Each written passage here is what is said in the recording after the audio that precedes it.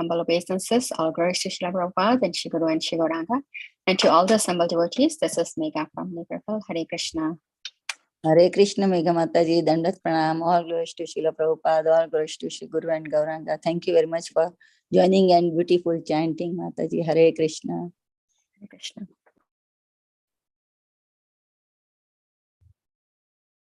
Hare Krishna Mataji, please accept my humble obeisance. All glories to Srila Prabhupada, all glories to Guru and Gauranga, all glories to all the assembled devotees. Shashidhar joining from Texas. Hare Krishna.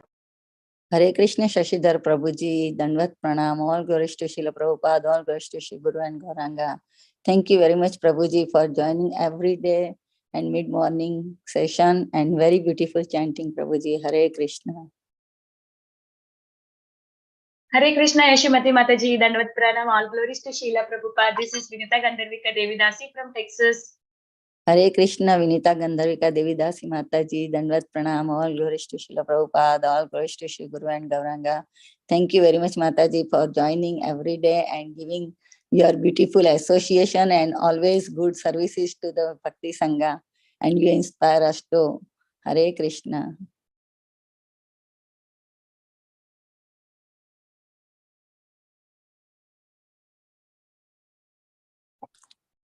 Is there anybody else?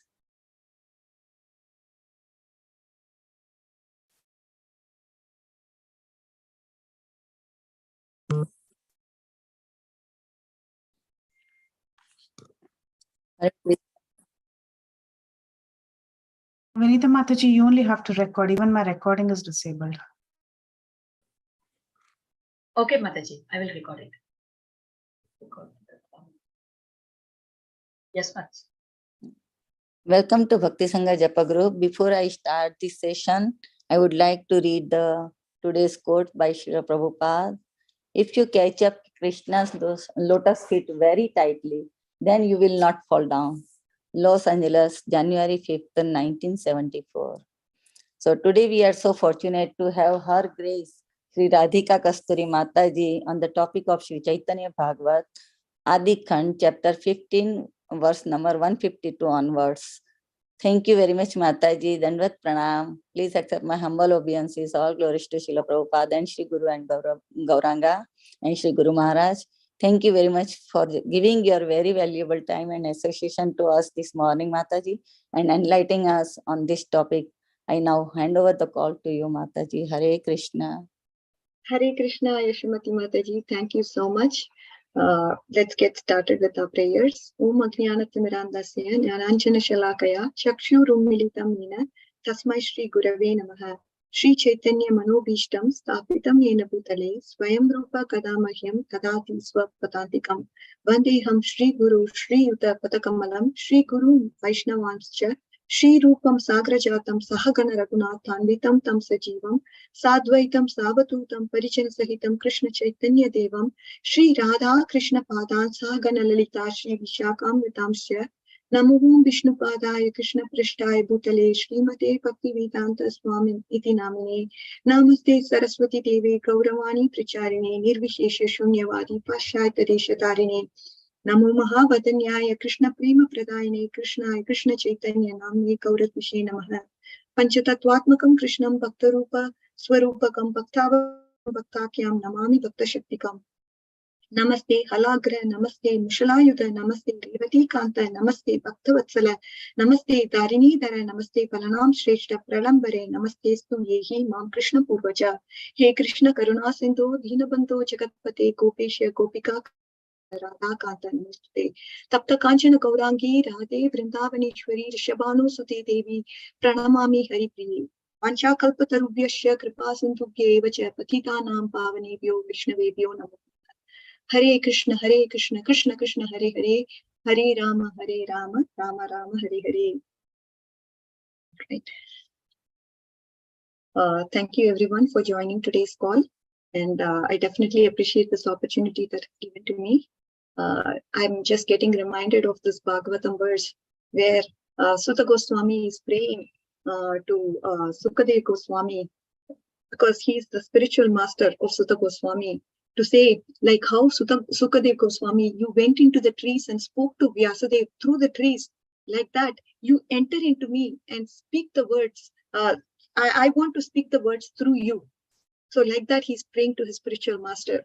I also want to take that humble mood so that, the words that are coming through me are nothing but it's coming from my spiritual master. So I just want to have this mindset and then get started with today's class. All right, very interesting verses. So let's get started without any further delay.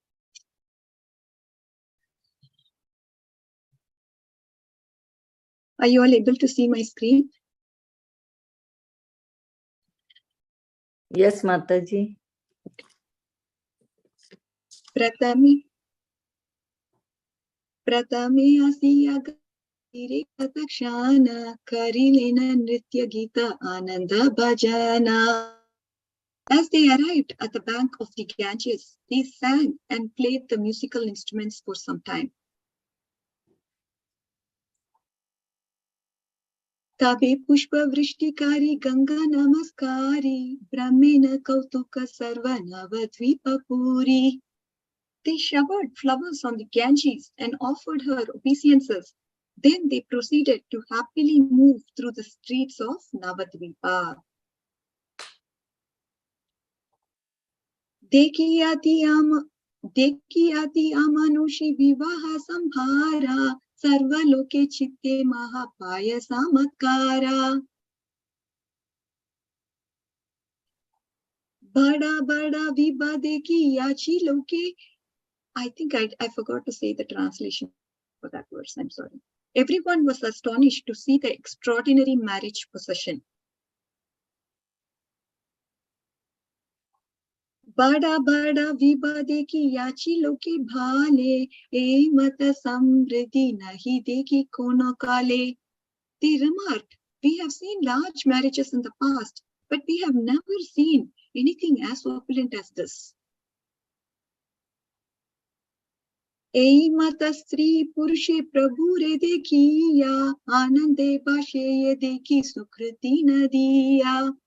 The pious men and women of Nadia who saw the Lord's marriage procession all floated in the ocean of bliss.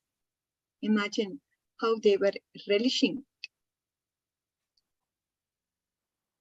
Sabera rupavati kanyachi ghare sei saba vipra saba vimarishakare. Those brahmanas who had beautiful daughters at home simply lamented, looking at that opulent procession that is happening of Nimai. Hena vare kanya nahi pari lena dite apanara bhagya nahi hai beke mate. We are most unfortunate. So how could we marry our daughters to such a boy? Very, isn't it? 159th verse. Navadvipavasira charana namaskara ei saba ananda dekhi bhari shaktiyare. I offer my obeisances unto the residents of Navadvip who are qualified to see such pastimes. It's really remarkable because everybody, they must have that, what do you call it? The eyes has to be anointed with love in order to relish these transcendental pastimes that are directly happening in front of the citizens of Navadvip. 160th verse. Ei matarangi prabhu nagare nagare brahmene kautuka sarva navadvipa pure. In this way, Lord joyfully moved throughout every quarter of Navadvip. So it's a beautiful episode that we are seeing. And first I wanted to do the recap of what we have so far, and then get started with our today's verse. And then go through some of the themes that we see from today's verse. If you look at what had happened, so in the afternoon, the relatives came to dress Lord Gaurasundara for his marriage that evening. They decorated the entire body of Gaurachandra with sandalwood paste. They applied aromatic perfumes on different parts of his body. On his forehead, they drew a half moon. Hare Krishna. Hare Krishna? I'm sorry, did I miss some? Anyways, on his forehead, they drew a half-moon-shaped tilak with a sandalwood paste.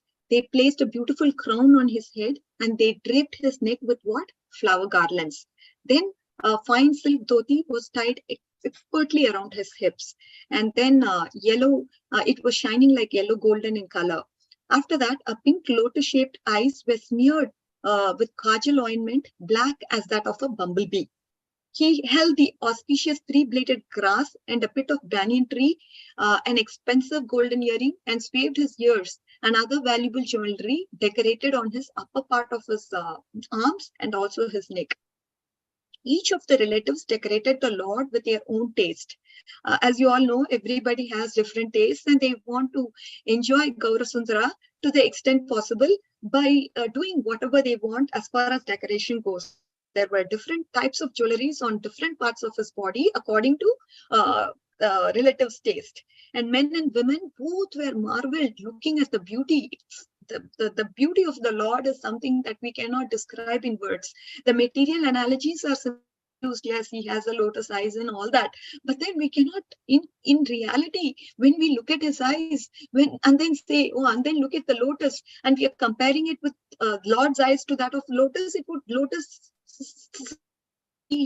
we cannot imagine how beautiful it is. But in this material world, we can only think, okay, lotus is a great flower, and that is why we use this as a comparison for Lord's eyes.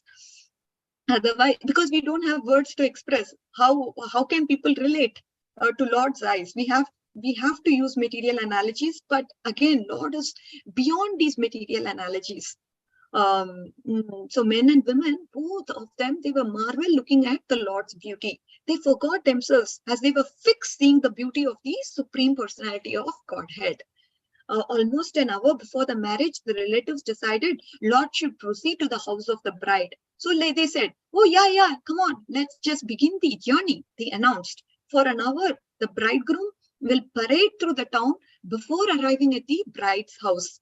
Buddhimanta Khan, he appeared suddenly with a beautiful palanquin. And after that, what happened? The scene was such that, yes, we have musicians. They all started up, and the priests, they began to chant the Vedic mantras. They were singers, they were dancers, they were guests all over the jubilant clamor. And then the Lord first circumambulated who? Mother Sachi, and he offered her the respects, and then he offered respects to the Brahmanas. Again, as Prabhuji spoke yesterday, there was this culture of respect that Mahaprabhu followed through. There was so much going on, isn't it? People did so much of decoration onto him, and now we have a beautiful palanquin, and Lord was carried through the palanquin, but he never forgot the etiquette to worship his mother first, and also he, after that, immediately worshipping his mother, he offered respect to the Brahmanas. So this is the mood the Lord is teaching us. Okay, through his actions, we have to learn what this culture of respect means, because it's a very, very important principle. When we have respect towards people, be it whatever they have, whatever conditioning they have, forget all of that. Give respect for their age. Give respect for who they are. Then what happens is it sort of builds a good relationship. And this relationship building helps us in the long run. So this principle of etiquette of respect is very, very important, dear devotees. And after that, what happened? The lad then sat on the palanquin, and the midst of this joyful conclusion, he sort of enjoyed the whole ride of going in the palanquin. After that, in the early evening, and the marriage procession went first to the bank of River Ganga. In the midst of the jesters, joking and evoking laughter. As we see in the procession, there were also some jokers who were there to entertain people. There were a variety of dancers performing different dance styles, and countless number of musicians. They were all having different kinds of instruments. Some were playing drums, some were cymbals, conch, flutes, bells, kettle drums, and variety of horns. And looking at this, there were excited young children, danced. Almost all the musicians were caught up in this festive atmosphere. And even old people, what happened to them? They abandoned all their reserve and joined the children and enjoyed happily while the Lord smiled, happily looking at that sight. So this is what has happened so far, dear devotees. A very, very interesting episode of Lord's marriage is being talked about here. And in today's episode, we are seeing a lot of things, isn't it? So first, what we are seeing is on the bank of the Ganges, they stop for a while, singing and dancing and playing instruments before proceeding to the bride's house. And then they offered flowers to Mother Ganga, and the entire procession then went towards the town. As you can see, the 152nd verse, it talked about the fact that they arrived at the Ganges, they sang and danced and played the musical instruments for some time there. So we can definitely see how festive Krishna consciousness is, isn't it? All Krishna consciousness means is that we sing, we dance, and then we feast also. Sri Krishna Sankirtanam, isn't it? This is what is happening to our process. It's susukum kartum avyayam. And then after that, what happened? The Lord showered flowers on Ganga and offered obeisances to her. And then he happily moved to the streets of Navadvip. So I was thinking, since Ganges is being talked about in these set of 2 verses, we will look at some pastime of Ganges and try to understand what happens to us when we start worshipping Ganges as non-different from Krishna. So this is one of the themes that we are going to discuss today. And then what happened after that? Everyone was astonished to see the extraordinary marriage procession. Really, this is something that we cannot, it's extraordinary, because as I told you, as I described, what has happened in the marriage scenario is something that is, if you are able to have the direct darshan of it, then how fortunate you are. It is extraordinary. And they remark, we have seen large marriages in the past, but we have never seen anything as opulent as this. So that is another point. And then the pious men and women of Nadia, they saw the Lord's marriage procession and floated in the ocean of bliss. Whatever mood you are in, the Lord reciprocates accordingly to your mood. So the Lord, some people, when they are experiencing the bliss, that means they truly felt Gaurasundara in their heart, and they were completely taken aback by these sounds that we are hearing, these musical instruments. What does it mean? It's all auspicious sounds, isn't it? But we see in Bhagavad Gita, when Krishna and Pandavas and Party, they were playing the conch. What happens to Dhritarashtra? He starts to tremble and fear, isn't it? So the auspicious thing, according to your mood, it can produce a different sort of feeling in you. So like Dhritarashtra was trembling in fear. He couldn't take that auspicious sound to his ears. And then it pierced through his heart. He couldn't take it anymore. Dear devotees, I think because of the sun rays, I'm getting a little bit of reflection here. If you don't mind, I'll just quickly shut the windows so that we can continue through the story. I'm sorry, dear devotees, for a pause.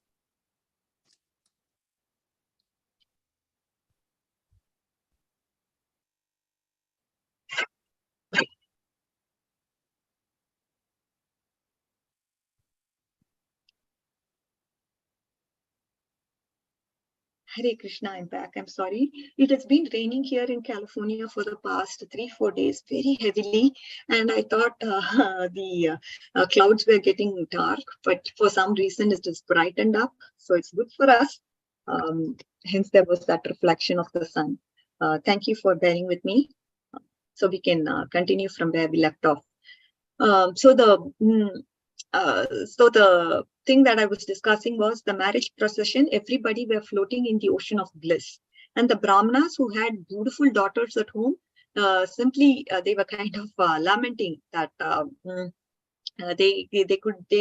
we are most unfortunate. So how could we marry our daughters to such a boy? The Brahmanas, they all had beautiful unmarried daughters in their homes. And it's a great pity, and certainly they are telling that it is their misfortune that they could not get their daughter in marriage to this handsome young man, Gaurasundara. So that is their feeling. They were kind of lamenting about it. And then they were telling, oh, what can I do? I offer my obeisances at the residence of Navadvip, who are witnessing this transcendental pastimes of the Lord. And then we are finally concluding to say, in this way, the Lord joyfully moved throughout every quarter of Navadvip. So that place, wherever Lord stepped, isn't it? That place becomes a Tirtha. It's non-different from the Lord. That is why Navadvip is definitely non-different from Vrindavan, because it's Gaurav Sundara's footsteps that has been placed in Navadvip. Now, as I told you, we will look at 3 set of themes. So first theme that we are going to look at is Ganges. So let's get started. Again, if you go to the Madhya Kanta from Caitanya Bhagavat, there are 2 verses, which is the verse 2.21.81 that talks about the glory of Ganges. So the translation reads like this: Krishna, he appears in the 4 forms. What are the 4 forms he appears? Again, the verse number is 2.21.81 from Madhya Kanta, Caitanya Bhagavat. Krishna appears in the world in 4 arms. So what are the forms? 4 forms, I'm sorry. Srimad Bhagavatam, Tulasi, Ganga, and the devotees. These are the 4 forms that Krishna appears. So the commentary of Srila Bhakti Siddhanta Saraswati Thakura say, Sri Krishna manifests his own form in 4 representations in this world. Although if one abruptly sees these 4 representations, one does not recognize them as the Supreme Personality of Godhead. These 4 representations related to the Supreme Lord are worshipped as manifestations of the Lord. The Vaishnavas, Tulasi, Ganga, and Srimad Bhagavatam, they are the 4 manifestations of Krishna. So now let's understand this verse more so and get the theme of what is being talked about here. So Krishna, he appears in the world in what forms? As Srimad Bhagavatam, as Tulasi, as Ganges, and as devotees. In other words, Krishna is making himself available in these 4 forms. Otherwise, we cannot touch the Supreme Lord, or we cannot understand the Supreme Lord. But these 4 things are there. They may look like an ordinary thing. Oh, Srimad Bhagavatam, it is a book, isn't it? Ganga, it is a river. What about Vaishnavas? They are people. No. They are not supposed to be considered ordinary. That is the point. They are actual manifestations of Krishna. And Bhakti Siddhanta Saraswati Thakur Prabhupada, he says, it's very difficult to see the Supreme Personality of Godhead in them. If you just look through the surface, you cannot understand that it is Lord himself. Isn't it? That is the mistake we are making over and over. We are considering it to be different from the Lord. In other words, Bhagavatam, Tulasi, Ganges, and Vaishnavas, despite the fact they may seem like ordinary, mundane objects of this material world, in fact, they are God himself. And therefore, they must be worshipped. Now, just I was listening to Sachinanda Maharaj. So His Holiness Sachinanda Maharaj gives a beautiful, interesting example. He says, one can look at the book in 3 ways. What are the 3 ways that one can look at a book? One can see in the object an ordinary object of this world and use it for that matter. Say, for example, the book is there. You see it as an ordinary object. And what do? You use it for weighing scales. Okay. And now, what is the second way a person can look at the book? Some illiterate merchant, he will see the book. He sees the book as a source of some useful information. A literate or an illiterate person, anybody for that matter. Okay, he sees the book and he says, oh yeah, there's some useful information in this book. The third look of the book, he says, a book is a source of inspiration, something that encourages us to act, to become better than who we are. So these are the 3 ways a person can just look at the book. And Maharaj says, in similar way, you can also look at the Ganges.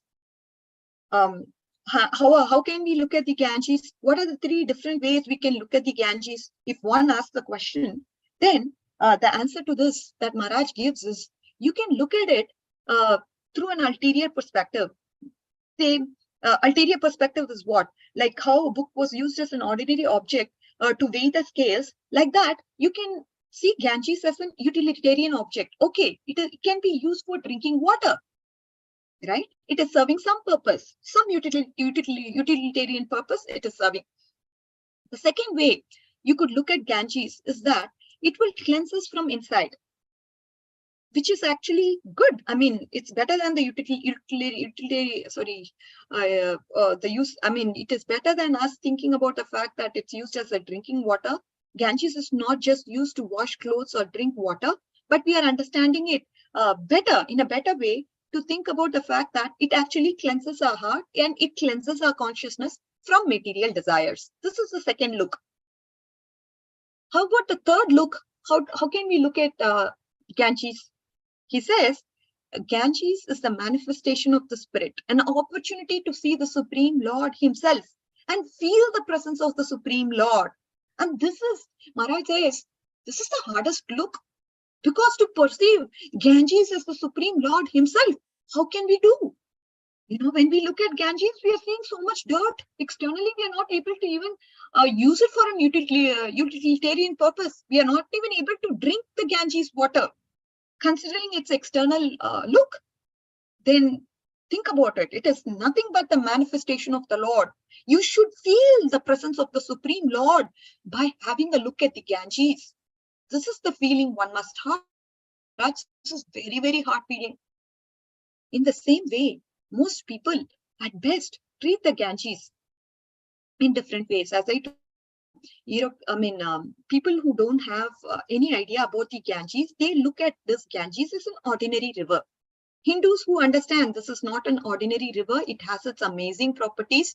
These properties have been proven many times. What are the properties? The bacteria die, and Ganges doesn't become dirty from these. No disease or epidemics is carried by the water of Ganges. They understand all this. But again, looking at Ganges as the manifestation of the Lord, as an object of worship, this is the hardest look. In Srimad Bhagavatam, there is a reference about Ganges, like the descent of the Ganges from the 5th canto of Srimad Bhagavatam, 7th chapter. What does it say? Lord Vishnu, he approached Bali Maharaj, and the king was, Bali Maharaj is a king, he was performing the sacrifice. We all know the story. The Lord appeared before him as Trivikrama, Vamana, and begged for the alms and asked for 3 steps of land.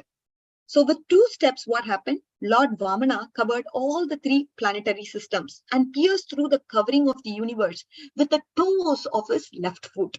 From that, what happened was a few drops of water from the causal ocean.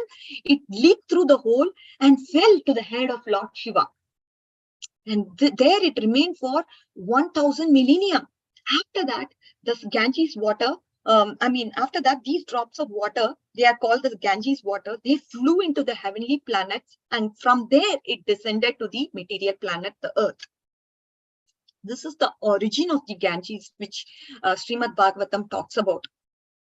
So now coming back to a point. So the analogy of when we become attached to the Vaishnavas, right? We automatically become attached to the Lord himself.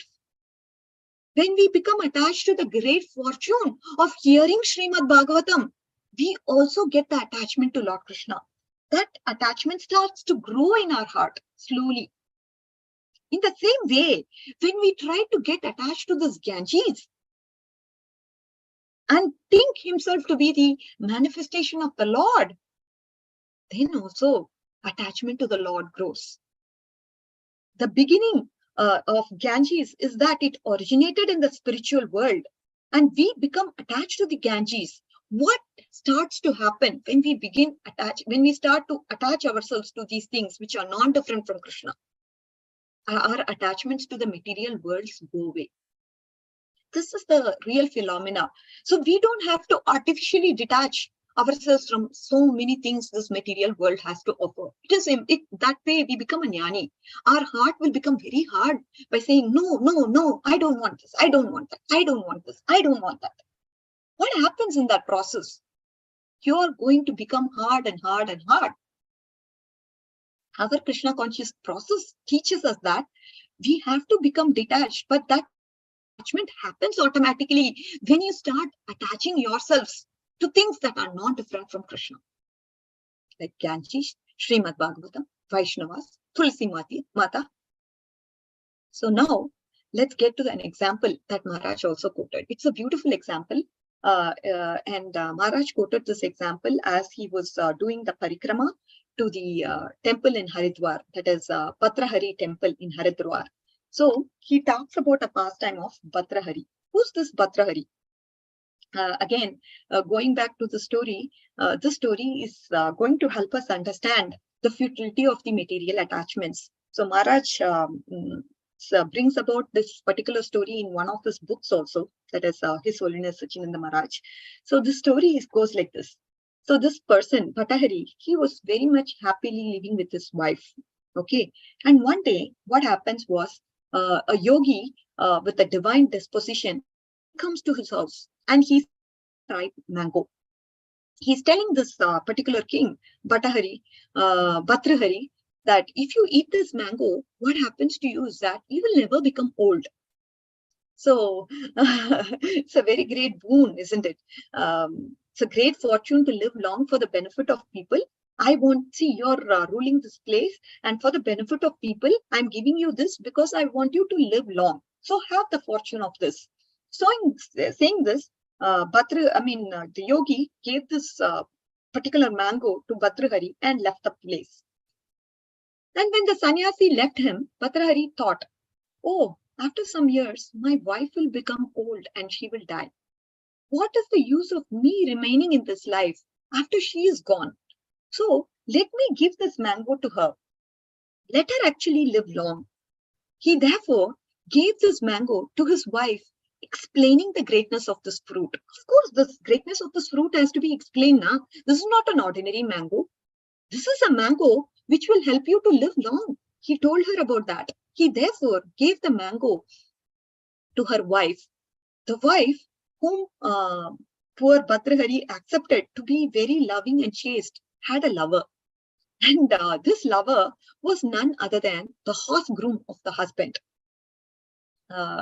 So the wife gave that lover, oh, what is the use of my life if you are dead, my lover? So let you live long life. So I'm giving you this particular mango. This has a very, very potent speciality in it. If you eat this mango, you're never going to become old. So thinking, she sent for her lover and she gave him that mango and explained again the greatness of that mango. Now the horse groom was very, very devoted to his wife, and he desired his wife should always remain young. And that is why he passed it on to his wife. He said, oh, my dear darling, you take this particular mango. This mango has a potency. It is so great because it can make you look young all the time. You will never grow old. So thereby, the horse groom gave this mango to his wife. Now, the servant, the groom's wife, the horse groom's wife, she was the servant maid of the palace. And she was thinking, oh, I work in the palace all day and the king is doing a good job of helping people. And he is the one who should live for long. So what happened was, this mango was now passed on to the person, the king, Bhatrahari. So Bhatrahari got this mango from the servant maid, and he questioned the servant maid. What about this mango? Where did you get this from? And she told him the story. Oh yeah, this is a great mango. This is a mango that will, if you eat this mango, you will never become old. We all want you to live for a long time, my dear king. So that is why I'm giving this mango to you. Now Bhatrahari was so anxious. Oh, who did you get this from? How did you get it? And then she told him, oh, it was my husband who gave this to me. And then he immediately asked his men to go and get this horse groom guy. And then the horse groom guy was brought to the palace and he was questioned as to who he got this mango from. And then he told he was compelled to tell the truth at the end. And this truth pained Bhatrahari a lot. He felt so wretched and so unfaithful. He felt so dejected, and he felt, oh my God, I was actually after a woman who was unfaithful to me. I thought her to be chaste and loving, and this woman is turning out to be unfaithful. How I'm not able to tolerate this. Look, she has fallen in love with an ugly-looking servant of mine. Unless he was her lover, she wouldn't have given this mango to him.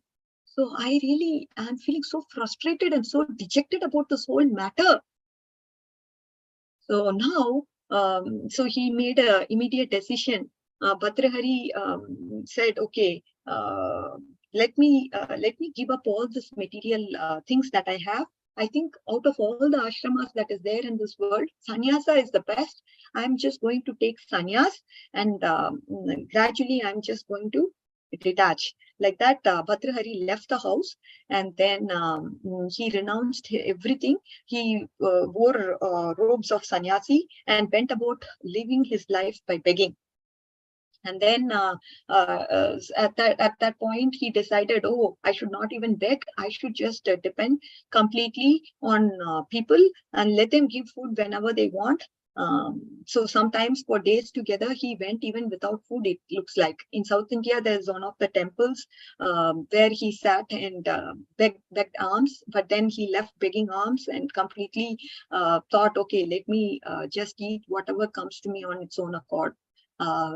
But again, in this process, Maharaj was explaining that he happened to do some well-known works like Niti Sataka, Vairagya, and something very, I think Niti Sataka, Vairagya Sataka probably talks about detachment. I mean, I'm not sure what it means, but he was able to write some great compositions of books. So now, what do we understand from the story? Bhatrahari realized what had happened, and he felt so disgusted with the world. He realized, oh, I can't rely on anyone, trust anyone, and I can't trust anything. And this material world, everything changes, everybody changes. If we were to see this material world, our bodies first change. Although we are in love with our body, we love it more than anything else. It begins to change, right? Sooner or later, we will become old, we will start to have wrinkles, and that is all going to happen. We are going to have white hair. Nothing can be changed about it. But there is somebody who doesn't change. It is God. So the conclusion is that we have to gain real attachment to Krishna, and automatically detachment happens. And Ganges will help us with that vision of us thinking about Ganges in the perspective that it is not different from Krishna. So this is the point that I wanted to talk. I mean, with regards to attachment and detachment, how it works. We don't have to artificially detach, but we have to attach ourselves to Krishna, and things that are connected to Krishna and things that are not different from Krishna. In that way, what happens is detachment. I mean, with material attachments, we are prone to commit sins. We are prone to commit sins. If you look at the episode of Kamsa from Srimad Bhagavatam, he was very close to his sister. He was saying, oh yeah, Devaki, you are my darling sister. You are my this, you are my that. And then he was even willing to become a charioteer for Devaki. But once he heard this voice from above that said, oh yeah, Devaki's son, he is going to kill you. The eighth son of Devaki is going to kill you. Immediately he started to pull Devaki's hair. So when you're attached to your body, when you're attached to your thoughts, your ideologies, and when that gets disturbed, then you will start to commit sins and offenses, my dear devotees.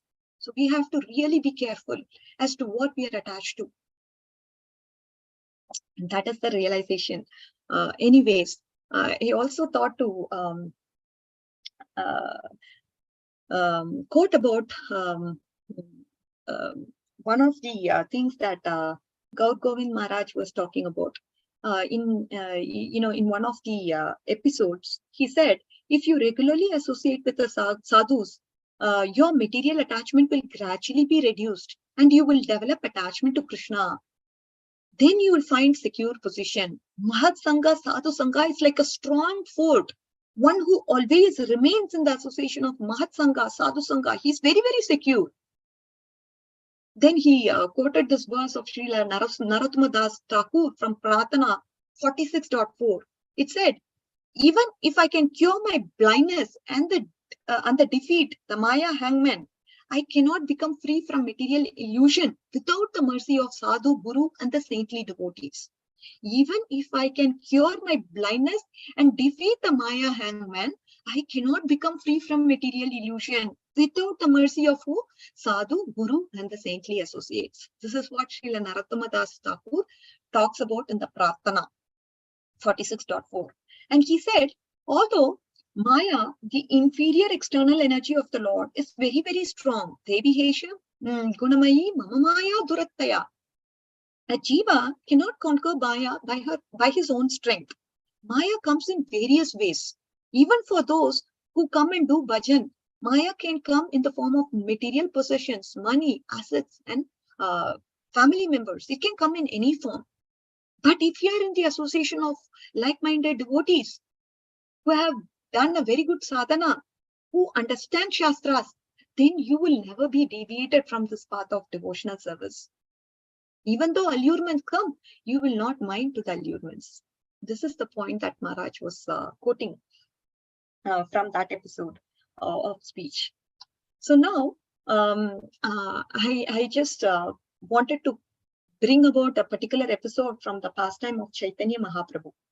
Because we are talking about processions, I thought this pastime was very, very relevant. Now, this pastime is from Chaitanya Charitamrit. It is Veda Nritya pastime from Madhya Leela. So let's get to understand this pastime of Mahaprabhu and his devotees. They all perform kirtan by holding hands. This is the significance. The Veda means circle or fence, and Mahaprabhu had his chief devotees performing this kirtan by holding hands. So let's understand that pastime and more so relish how Mahaprabhu is enjoying the kirtan and the ecstatic mood along with the devotees. So there is this pastime is happening in the evening and it's happening at the temple. Now in the evening, what is happening is Ramananda Rai, he comes to meet the Lord and the Vaishnavas. The Lord then took all of them to the temple of Jagannath, and after seeing all of them, then Lord decided, oh yeah, let's all begin the Sankirtan. So Lord made sure that he brought everybody together. What the scenario or the scene is such that there were 4 parties, and all of them, they were in the 4 different directions performing this Sankirtan. And the middle, Lord himself began to dance. So you can imagine there are 4 different set of parties, and the Sankirtan is going to now begin, and they are in 4 different directions, and Lord is situated himself in the middle, and he is also dancing. Now we have 8 mridangas and 32 kartals surrounding, and all together they all vibrated this transcendental sound. So there was music, and there's Sankirtan. There is going to be music because of the fact that we have mridangas and kartals, and the sounds all, they vibrated together along with the Hare Krishna Mahamantra. That was really auspicious, and it produced a transcendental sound. Now, this sound penetrated the whole universe through the 14 planetary systems. You can all imagine how auspicious these sounds were, that it was able to penetrate and get into the 14 worlds, 14 planetary systems. The ecstatic love overflooded, and everything in the Sankirtan, all the residents of Jagannath Puri, they came running to participate in the Sankirtan. They were all astonished, and they never, they felt like, oh, we have never kind of enjoyed such a kind of Sankirtan ever before in our life, because it is the ecstatic love of Godhead. He's exhibiting the pastimes, and he is present, in the center, trying to orchestrate this entire Sankirtan. So the love was overflowing for everyone. Some people, they came running to participate. Oh, let me also be a part of this procession. Let me also be a part of this Sankirtan. And Chaitanya Mahaprabhu, he circumambulated the Jagannath temple and continuously danced for the whole time. The 4 Sankirtan parties, they sang in front, and they also did a great job. And after that time, after some point, due to the continuous singing and dancing, Chaitanya Mahaprabhu, he fell to the ground. So Nityananda Prabhu had to lift him up. And he was showing a lot of ecstatic symptoms. There were transformation that was happening due to the ecstatic love of Godhead. There were trembling. There were symptoms of perspiration. There was the Ashtasattvika Vikars that was seen in Chaitanya Mahaprabhu, in the body of Chaitanya Mahaprabhu. So this was the scenario. And seeing this, people became astonished. The Lord's, when you look at Lord's face, he was dripping with tears. Tears were flowing with great force. Like how a water, when we have a syringe, when we just press the syringe, how the water will come out with great force. Like that, Chaitanya Mahaprabhu's eyes was dripping with the tears. So much, love for God, and people surrounding him, they were also moistened by their tears. Looking at Mahaprabhu crying, they also felt tears in their eyes, and they also cried looking at Mahaprabhu. Now, after dancing surrounding the temple, Chaitanya Mahaprabhu, he remained there for some time, and he continued to perform his Sankirtan once he got back to his normal position. And on all the four sides, the four Sankirtan groups, they also chanted loudly. And in the middle, Chaitanya Mahaprabhu is there, and he was jumping very, very high. Hari bol, Hari bol. And now a miracle is happening in the Sankirtan while these auspicious sounds were played. Dancing for a long time, the Lord became very still, and he ordered the personalities, Nityananda, Advaita, Vakreshwar Pandit, Shivas Thakur, they all began to dance in four groups. And wanting to see the dancing of the four personalities, Chaitanya Mahaprabhu exhibited a miracle of seeing, see, these people were in four different directions, as I told you. But now Chaitanya Mahaprabhu, he's performing a miracle by seeing everyone simultaneously. He stood in the middle of the dancers, and all the dancers in all the directions, what did they perceive? Oh, they all perceived, yes, Chaitanya Mahaprabhu is looking at me. Yes, Chaitanya Mahaprabhu is looking at me. Yes, Shivas Pandit is also thinking, yes, Chaitanya Mahaprabhu is looking at me. Vakreshwar Pandit, he is also thinking, Chaitanya Mahaprabhu is looking at me. All of them, all the four people, they were, Nityananda Prabhu, he was also thinking, yes, Chaitanya Mahaprabhu is only looking at me. And Advaita Acharya, he also felt that Lord was looking at him. So everyone who saw him understood that he was performing that miracle, but they did not know how it was. So an example is quoted here in the Madhya Leela. In Vrindavan, when Krishna used to drink on the bank of Yamuna, sitting on the center of his friends, every cowherd boy, what would they perceive?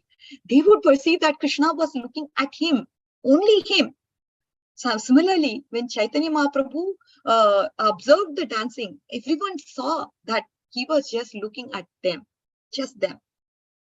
So when someone came nearby, Lord Chaitanya Mahaprabhu would tightly embrace them, tightly give a tight hug.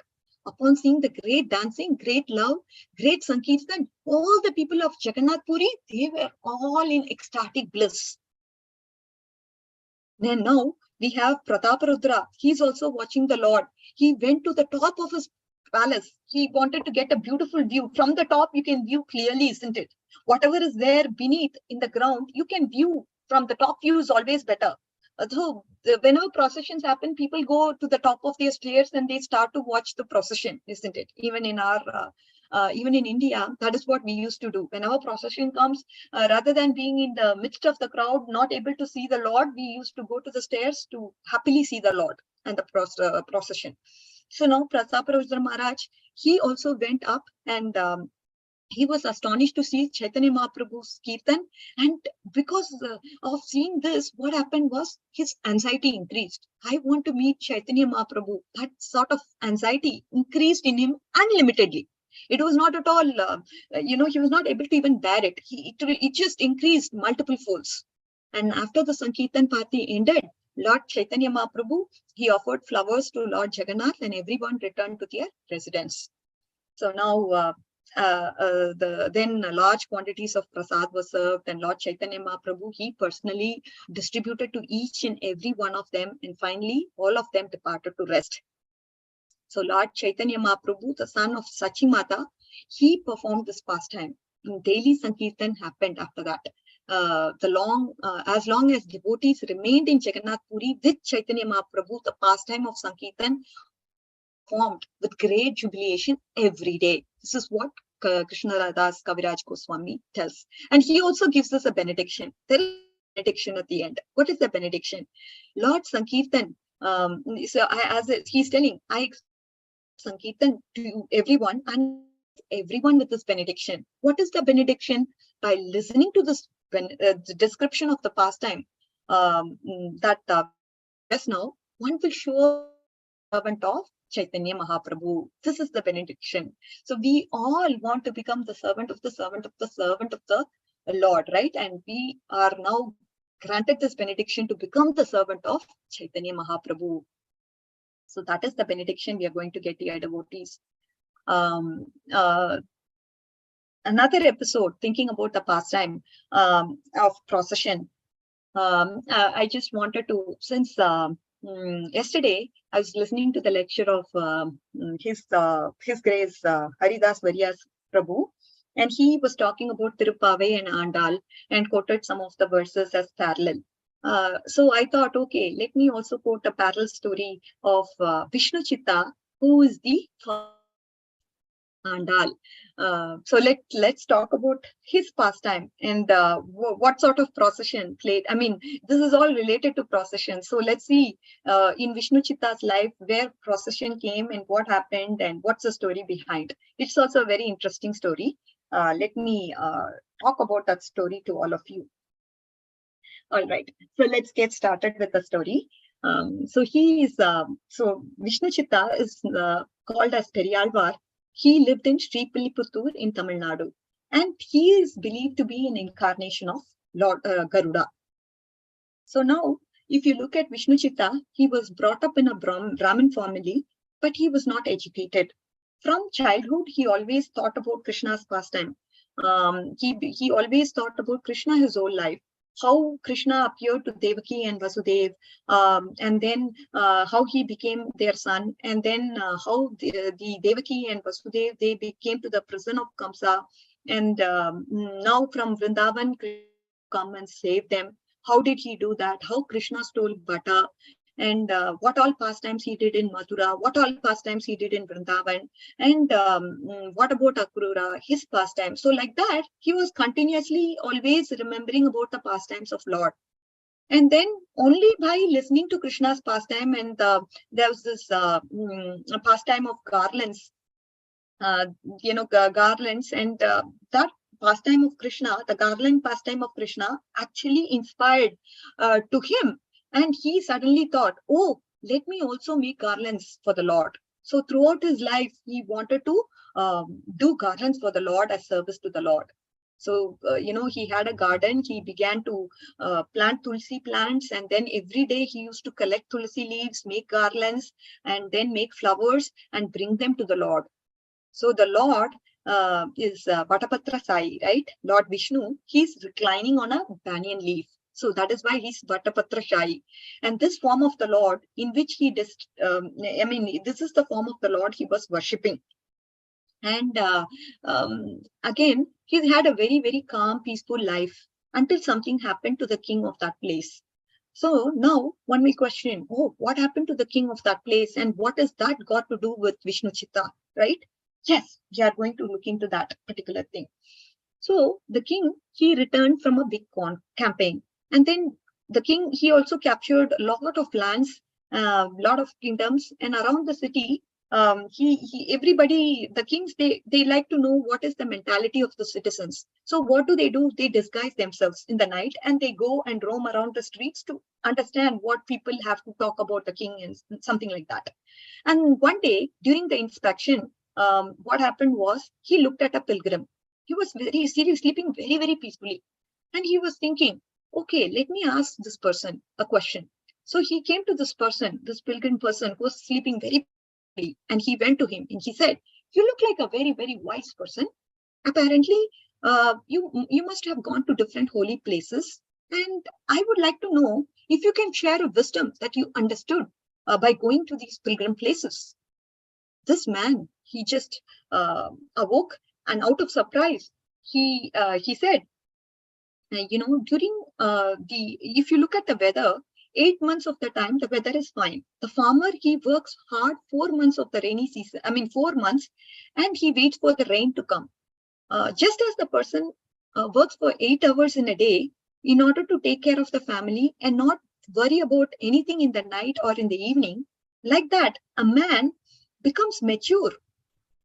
If he can understand, if he has to live his life very free, a human being should do something to take care of himself, take care of what, he should not have any feeling, oh, I didn't do this, I didn't do that. He has to have a carefree life. I mean, if he has to have a carefree life without any worries, then what should that person do? That is something a person must know. You know, life after death, if it has to be very secure, if it has to be right, then what is the sadhana somebody has to do? Something a man must know. This was the question he posed to this king. The king was confused. See, I have completed all my duties. I have so many lands. I have so many acres of kingdoms that I have conquered from various places. But I don't know if I missed any sadhana in my life that I should do now, so that I get a good life. Good after death life. What is it? I don't know. What about after my death? Where will I be situated? How will I know what is the right sadhana that has to be done by me to get the right sadhya? This is the question that came to the king now, because after speaking to this man, he was confusing. He was saying, oh yeah, 8 hours, the farmer works and then he has a very peaceful life and he doesn't have to worry about it. So that means you have to do some sadhana so that you don't have to worry about your after death life. So this is the point that the king understood from that particular conversation that he had with the man. And then he immediately called his men. He said, I have everything, but I don't have answer to these questions. He called the chief minister and he began to consult with his chief minister. He scratched his head back and forth. And then the chief minister, he said something from Dharma Shastras that whatever he knew, he said, oh no, I don't want this answer. I want a legitimate answer. Let's call for all the pandits throughout the kingdom and then let's ask all their opinions. So the king said, I'll be happy to offer set of gold coins to those person, whoever is able to defeat all the pandits. So this is what is the message that the king had for the people in the city. All the pandits, they heard this message and they were like, yes, I should participate in this. I should participate in this. I should. So there was this eagerness and anxiety for all the pandits to participate and converge into the kingdom of this person. And Vishnu Chitta, he was peacefully doing a lot of service to the temple. He finished his garlands. He put the garlands on the deity, Vadapatrashayi. And then because of working hard throughout the day, he had a good sleep. And in that sleep, the Lord came to him in the dream. Lord Vishnu, the Vadapatrashayi, he came to him in the dream and he said, there's this local king, Vallabhadeva. He's convened all the pandits to go to Madurai and take part in a competition and tell everyone about what is the sadhana that one has to do to get to the sadhya, that is after death. You will have to attain something after death. He doesn't know what you have to attain after death. So you please go and defeat everyone. Go participate in that particular debate, and you convince everyone that what the ultimate sadhana is and what is the ultimate sadhya. And Vishnu Chitta was like, oh my God, what my Lord? In the dream, he's conversing with the Lord and he's saying, I don't even know one letter of an alphabet. I really don't know. I'm not a literate person. I don't have any knowledge of anything. I'm not read in scriptures. You know about it. And Vishnu relentlessly told him, what are you worried about? What are you worried? You just do whatever is necessary. I will take care of the rest. You go and participate in the debate. This is my order. And Vishnu Chitta, he woke up in a bewildered state of consciousness. And then he thought, oh my God, I need to go to the Lord. And apparently I need to go to meet this king. Apparently Lord wants to do some sort of leela through me. He took a backpack and then went on his way to Madurai. By the time all the pandits, all of them, they were gathered there. And the king, he built a special hall to gather hundreds and thousands of pandits who could come. And Vishnu Chitta entered. King suddenly stepped down from his throne and along with his chief minister, what did he do? He bowed down to Vishnu Chitta, looking at him. And again, because he's coming from a very ancient family, the king, without unconsciously, he just went to him and bowed down to him. And looking at this, everyone, they were in anger. Oh, what is this? I'm an exalted Brahmin. Why does the king have to go and bow down to him? Like that, everybody was very indignant and angry towards the king. And when everyone sat down in anticipation, the Vishnu Chitta, he didn't understand what was going on. He mentally began to pray to his Lord Vadapatrashai. Oh, and then he went. He was asked to go, and when his turn came, he was just praying to the Lord. Lord, please, I don't know what I'm going to do. I don't know any word, any alphabet. I'm just an illiterate person. I'm not read in scriptures. I don't know Vedas. What is this? You're putting me into this critical position, but I'm going to just go there. And I don't know what is going to happen, but I'm just going to go there. So he went into the podium, and suddenly out of nowhere, so many quotes from so many sacred scriptures came into the mouth of Vishnu Chitta.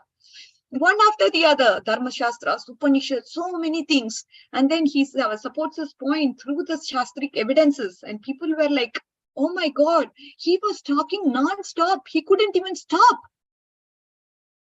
In the end, he fell silent. And he, of course, made this point to everyone. What is the sadhana? What is the sadhya? That was the clarification that the king wanted.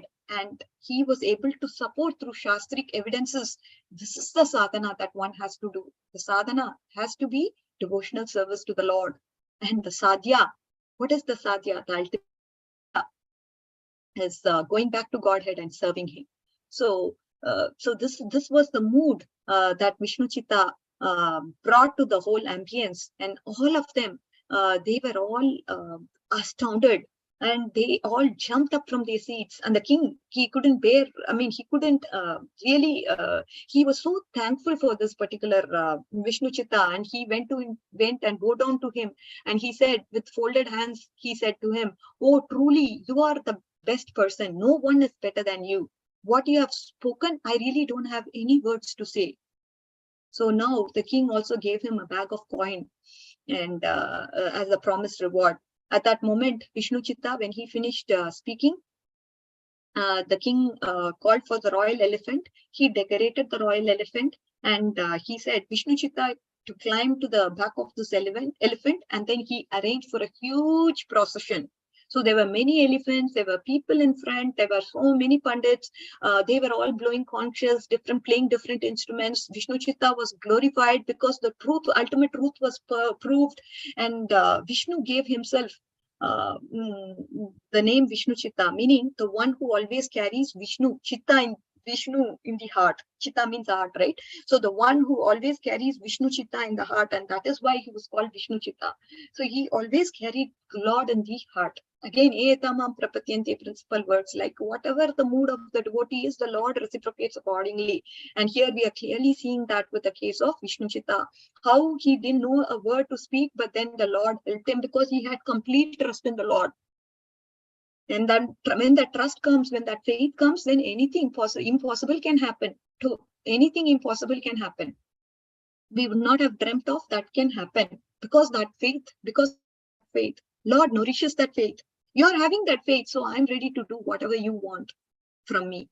The Lord becomes a servant to such a person who has complete trust on him, complete 100% sharanagati is needed, isn't it, dear devotees, in order to make Lord your servant. Is it possible?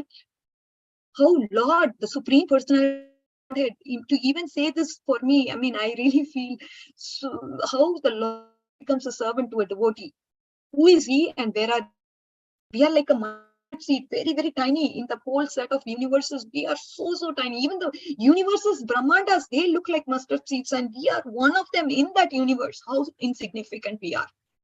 And how the big personality, the personality of Godhead, how he becomes a servant to a devotee. Can you all imagine? That is love, dear devotees. And then this procession was going on. A beautiful scene happens here. Okay, I just want to talk about that beautiful scene, and then we can end the pastime here.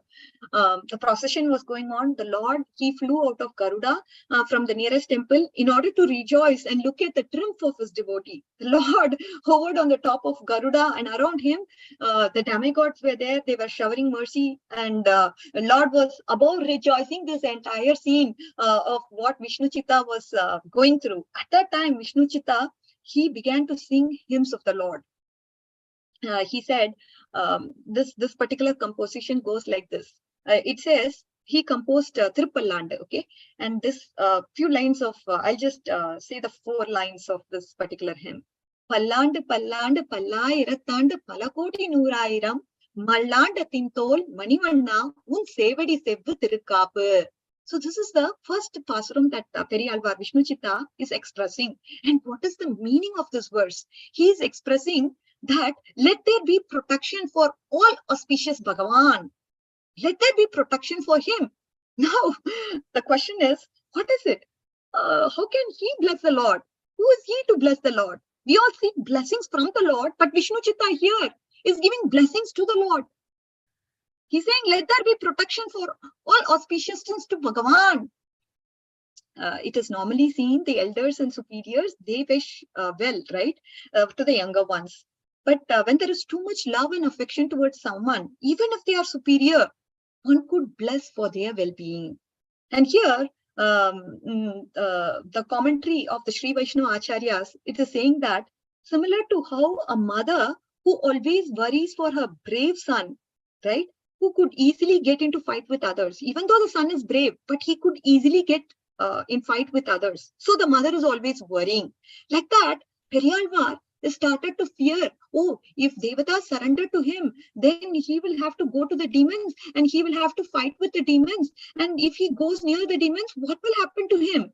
What will happen to my Perumal? He has to be protected at all times. And that is why Vishnu Chitta began to bless the Lord from the depth of his heart. And he's saying, oh my Lord, you live long, you be always happy. May good luck always accompany you. All auspiciousness, always it has to be on you. Like how a mother turned towards her child, who out of fear, she turns towards her child, even though the child is brave. Like that, Vishnu Chitta is giving blessings to the Lord so that he is protected at all points in time, and all auspiciousness always is bestowed upon him all the time. This is the mood. Again, if you look at Periyalvar, he had a Dasya Vatsalya mix mood with regards to the Lord. So as we've seen the analogy of a mother, like that, he also had that tinge of Vatsalya Bhav in him. So this is the particular episode that I also wanted to talk through with regards to Vishnu Chitta.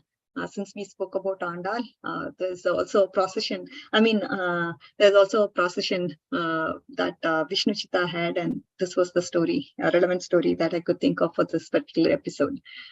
So with this, we can conclude, dear devotees. So I think, thank you all for your time.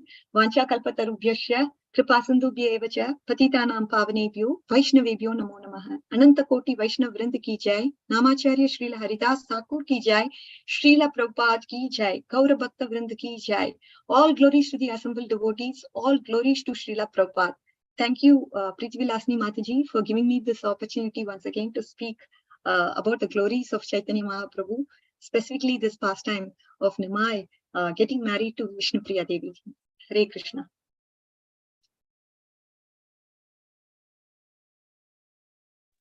Hare Krishna, Mataji. So wonderful, Mataji.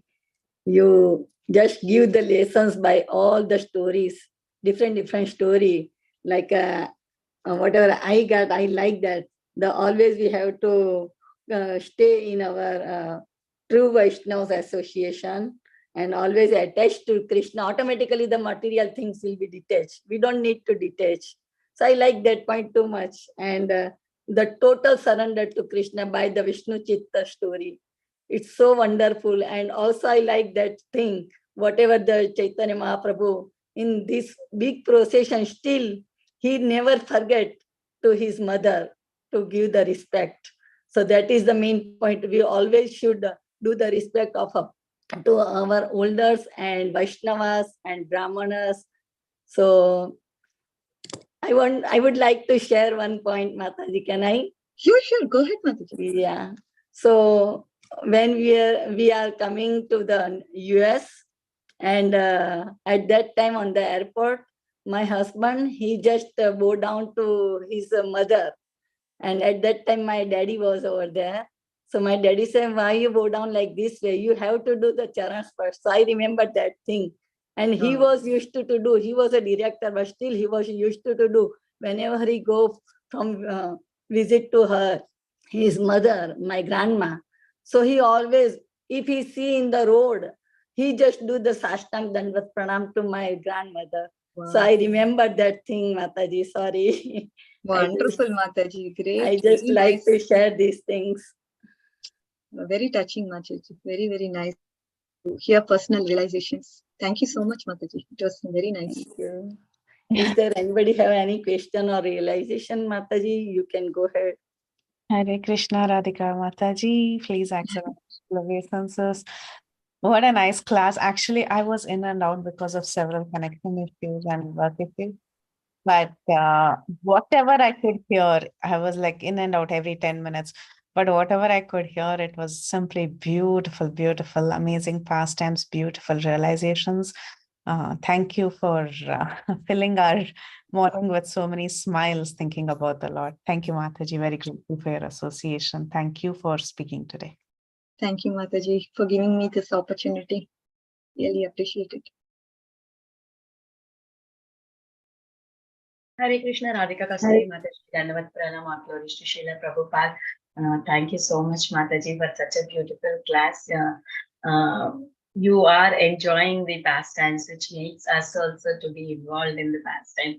And how beautifully you are explaining that Lord Chaitanya Mahaprabhu was present in every group. I mean, he was there with everyone, and he was thinking that, oh, everyone was thinking, oh, he's with me, he's with me. And when you're narrating the pastime, you're able to see the Lord so nicely, so that you can narrate it very nicely, Mataji. Thank you so much. Such a beautiful class. And especially I really like the word that you started in the beginning, how Lord was giving his respects to his mother.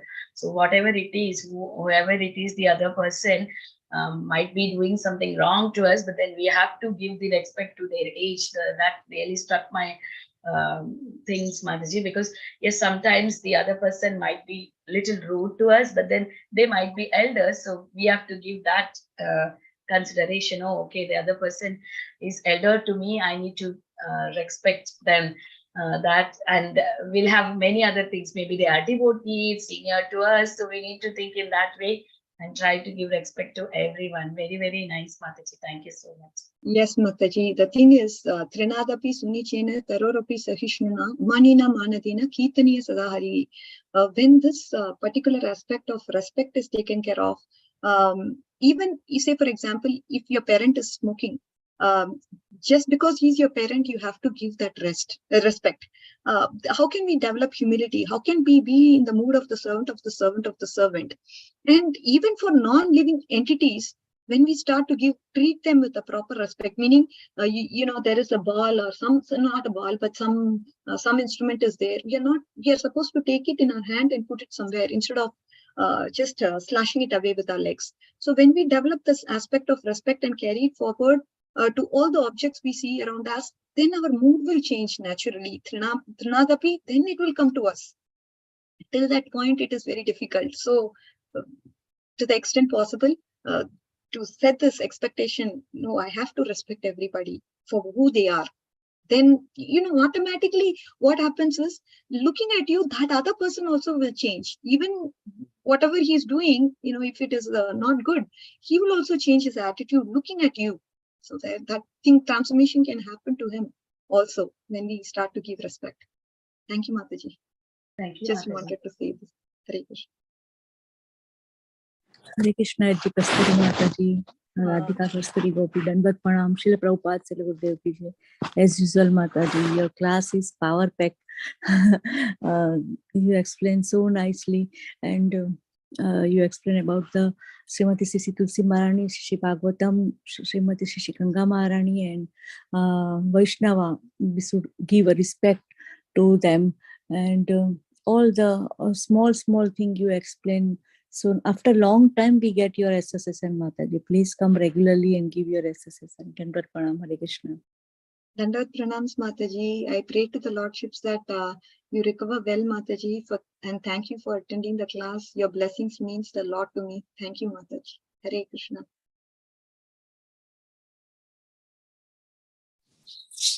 Hare Krishna, Radhika Kasturi Mataji, please accept my humble obeisances. All glories to Srila Prabhupada. Mataji, wonderful class. So many different pastimes, Mataji. I really don't know how you do it.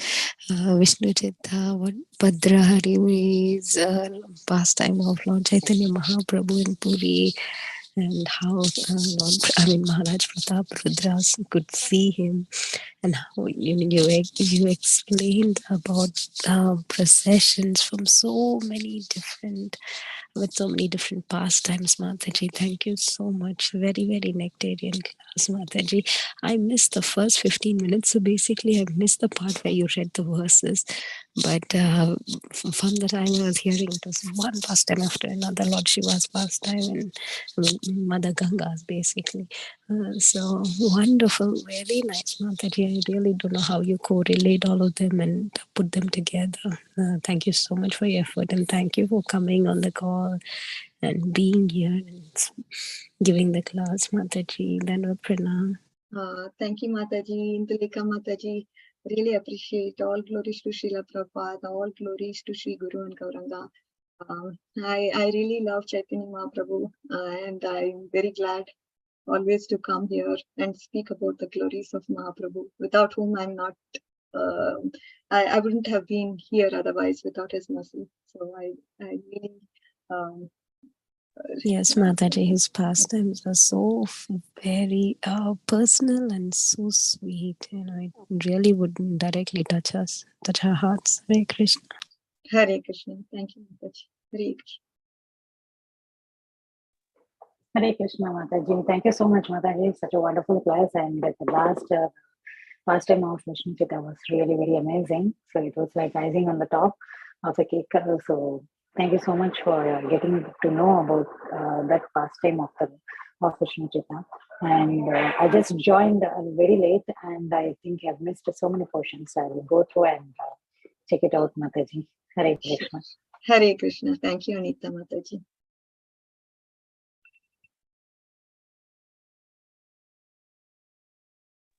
Hare Krishna, Mataji. Anybody else is there? Want to share the realization?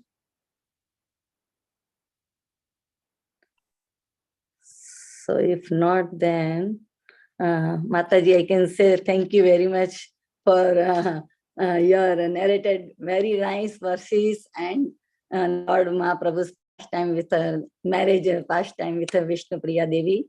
And it was such a nice and beautiful, Mataji. So thank you very much. I am so grateful to you, and all glories to Srila Prabhupada. And thank you for very enlightening class today, and we are very grateful to you. We look forward to your association again in future. And if nobody have any question, can we end the call, Mataji? Yes, absolutely, Mataji. Vancha kalpatarubhyascha kripa sindhubhya eva cha patitanam pavanebhyo vaishnavebhyo namo namah. Shri Caitanya Bhagavata Ki Jai. Ananta Koti Vaishnav Vrinda Ki Jai. Srila Prabhupada Ki Jai. Her Grace Radhika Kasturi Mataji Ki Jai. Thank you so much. Hare Krishna, Mataji. Thank you so much. Radhe Radhe. Hare Krishna. Thank you everyone for joining.